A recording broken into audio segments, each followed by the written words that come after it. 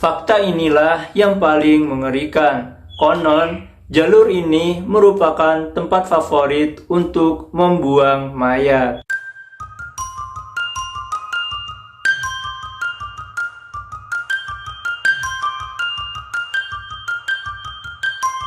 Assalamualaikum warahmatullahi wabarakatuh. Halo teman-teman, apa kabar?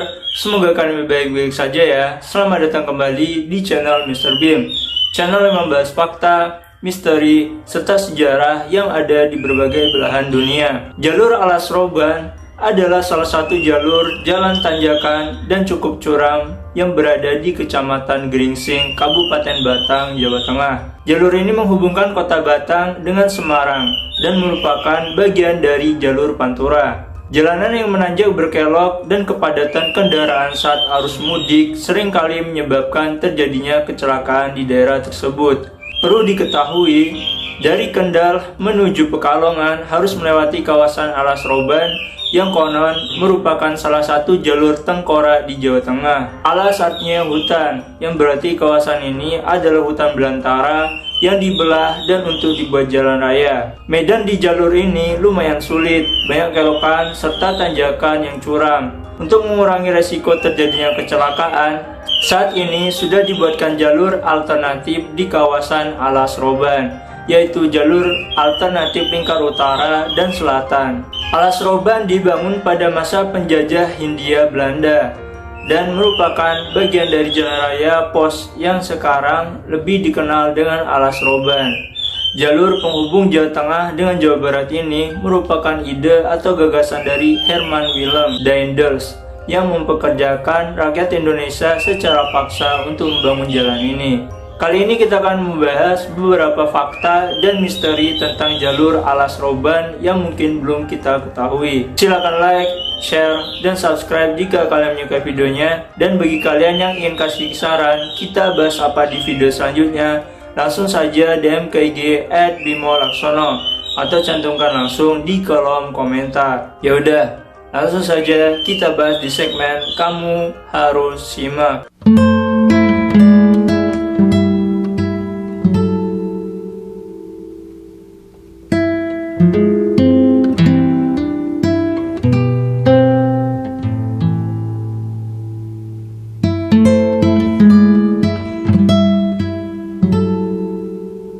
Pertama, Alas Roban dibangun dengan darah. The Groot Postweg alias Alas Roban dibangun pada abad ke-18, yang pada waktu tersebut Indonesia masih dijajah oleh Belanda.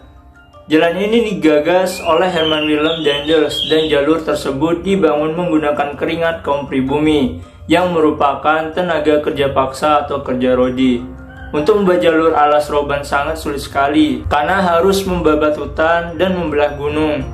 Pekerjaan itu semua dilakukan oleh para pekerja paksa tanpa menerima upah sedikit pun dan tidak diberi waktu istirahat yang cukup. Akibat dari tindakan penjajah yang kejam tersebut, sebagian besar dari pekerja paksa mengalami kelelahan, bahkan ada yang meninggal dunia.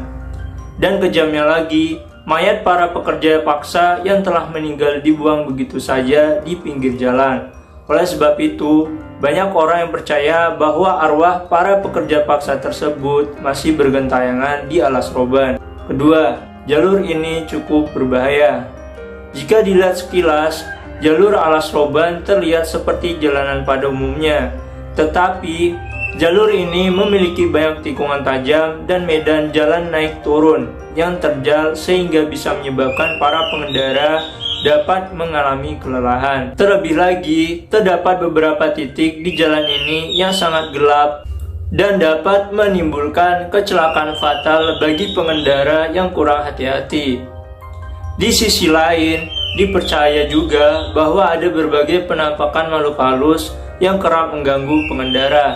Konon, makhluk halus tersebut senang menumpang kendaraan yang lewat, bahkan menyesatkan pengendaranya ke sebuah tempat yang sangat tidak terduga. Ketiga, sebagai tempat pembuangan mayat. Perlu diketahui, di antara banyaknya fakta mengerikan dari Alas Roban, fakta inilah yang paling mengerikan. Konon, jalur Alas Roban merupakan tempat favorit untuk membuang mayat. Dahulu, pada zaman Petrus atau penembak misterius beredar di Indonesia, mereka menjadikan alas roban sebagai lumbung mayat dari orang-orang yang mereka habisi. Bahkan sempat ada yang melihat secara langsung kejadian pembuangan mayat yang menyebabkan berita tersebar. Dan anehnya, meski menjadi lumbung mayat, keberadaan mayat tersebut tidak pernah ditemukan, bak hilang di telan bumi. Sebagian orang berpendapat jika mayat-mayat tersebut dibawa oleh binatang buas ke dalam hutan atau terkubur, karena kondisi tanah di alas roban didominasi oleh tanah liat yang berlumpur. Keempat, pantangan untuk pengendara yang melewati alas roban. Untuk mencegah terjadinya kejadian yang tidak diinginkan, ada beberapa pantangan yang harus dipenuhi oleh para pengendara yang ingin melewati jalur ini. Yang pertama adalah hindari melakukan perjalanan melewati alas roban pada waktu malam hari. Disarankan untuk melakukan perjalanan pada pagi atau siang hari. Hal tersebut disebabkan oleh cukup pekatnya kabut yang mulai menyelimuti jalur ini pada sore atau malam hari. Kedua adalah mengindahkan atau mengacukan segala hal aneh yang dilihat selama perjalanan melewati jalur ini. Percaya atau tidak, berbagai hal aneh yang terjadi di jalur ini dipercaya berasal dari gangguan makhluk halus. Kalau kalian menanggapinya, maka bisa berbuah bencana yang tidak diinginkan. Konon, sekali saja kamu menanggapinya, maka di sepanjang jalur alas roban, kamu akan selalu diganggu oleh para makhluk tak kasat mata tersebut. Kelima, adanya sendang keramat. Bukan hanya soal pengalaman mistis yang dialami pengendara. Di jalan alas roban diketahui terdapat sendang keramat. Di sendang ini, konon katanya terdapat penghuni makhluk tak kasat mata berwujud wanita cantik. Wanita cantik ini menjadi penunggu utama di sendang ini, sehingga kesan mistis sangat terasa sekali di jalur alas roban. Lokasi sendang keramat ini berada di peta alas roban. Ukurannya tidak terlalu besar, namun cukup dianggap keramat bagi banyak orang. Konon, lokasi ini dipercaya sebagai tempat mata air untuk perkumpulan siluman wanita cantik. Keenam, adanya penampakan warung gaib. Alas roban selain terkenal karena jalan yang curam dan berliku, ternyata di lokasi ini pernah ditemukan warung gaib. Hal tersebut diungkapkan langsung oleh salah seorang pengguna Twitter. Suatu ketika ban mobilnya kempes dan terpaksa menghentikan mobil di pinggir jalan alas roban. Karena merasa capek dan lelah, maka sang sopir memilih mencari warung terdekat di alas roban. Di sana, sang sopir menikmati hidangan warung dan memilih sekalian istirahat di warung tersebut. Namun tak disangka, ketika dirinya terbangun, posisinya sudah berada di semak pinggir jalan, tanpa baju kemeja dan tanpa keberadaan warung tersebut. Ketujuh, ada banyak orang berdiri di tengah jalan. Selain kisah mistis tentang keberadaan warung gaib, ada pula cerita mistis tentang keberadaan puluhan orang di tengah jalan alas roban. Hal tersebut juga diungkap langsung dari pengguna akun Twitter lagi. Dia menceritakan pengalaman mistis selama melewati jalan alas roban. Pengguna akun Twitter tersebut menceritakan kisah ganjil yang dialami oleh kakak, ayah, ibu, dan dirinya saat hendak menuju Bandung dari Surabaya. Pengguna akun Twitter tersebut sadar kemampuan yang dimiliki kakaknya dan dirinya dalam melihat hal gaib.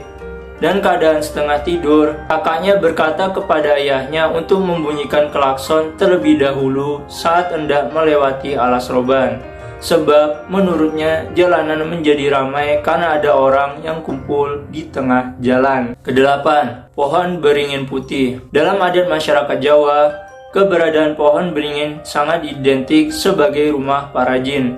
Ya, hal ini juga berlaku di alas roban, di mana pada lokasi ini ditemukan beberapa pohon beringin berwarna putih. Lokasi pohon beringin putih tersebut berada persis di pinggir jalanan. Di sepanjang jalur alas roban, sekarang pohon beringin putih tumbuh dengan subur. Dipercaya, hadirnya pohon beringin putih tersebut menjadi rumah bagi sesepuh makhluk halus. Saat kalian memasuki alas roban, kalian akan diperlihatkan monyet liar yang bergelantungan pada daerah tersebut. Monyet-monyet ini akan menyapa kalian saat melewati jalur alas roban. Konon, katanya monyet-monyet ini tidak akan pernah bisa ditangkap, meskipun sudah menggunakan berbagai macam cara. Kesembilan, ada legenda Tumenggung Bau Reksa. Di wilayah alas roban juga ada penunggu yang bernama Tumenggung Bau Reksa.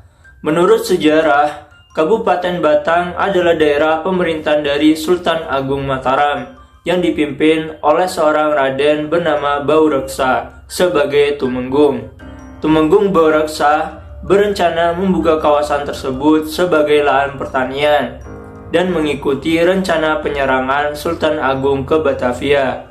Tetapi, hal ini malah menimbulkan rasa kurang nyaman bagi penunggu alas roban Jawa Tengah. Makhluk halus yang sangat terganggu akhirnya memberikan perlawanan dan melakukan penyerangan ke para prajurit dengan mengirim penyakit yang berakhir pada kematian.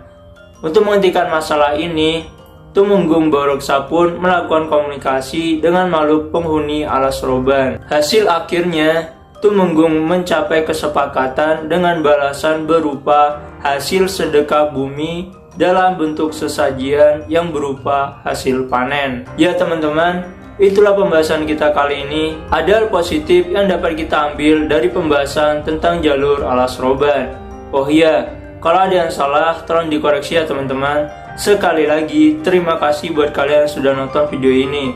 Seperti biasa, jangan lupa support dengan like, komen, dan subscribe channel ini. Sekian pembahasan dari saya, sampai jumpa di pembahasan selanjutnya. Terima kasih.